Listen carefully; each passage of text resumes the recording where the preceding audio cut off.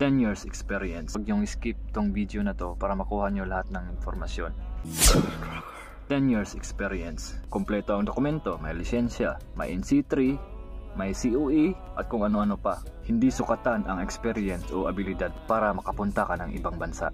Para sa akin, dalawa lang ang kailangan mo. Porsyonada at pera. Kasi may mga driver dito, Pilipino, na dito lang sila natuto mag-drive ng truck. May iba din na 2 to 3 months lang ang experience dyan sa Pilipinas tapos nag-abroad na.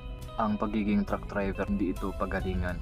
May sapat ka na experience, magaling ka mag-English, magaling ka sa lahat ng bagay at kayang-kaya mong lusutan lahat ng mga pagsusulit para makapunta dito.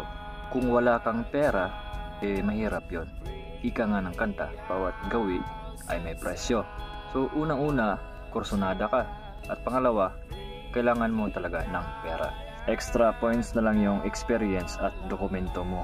Magastos mag-apply sa pagkuha ng mga requirements, pamasahe, pagkain at kung ano-ano pa. Swerte na kayo kung may mga sponsors kayo willing gumastos sa inyo, kagaya nung iba.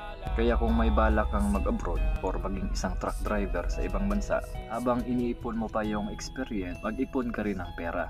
Mahirap mangutang kapag marami ka pang utang na hindi mo pa nabayaran. The links below and also in my bio. Follow. Bye bye, ingat.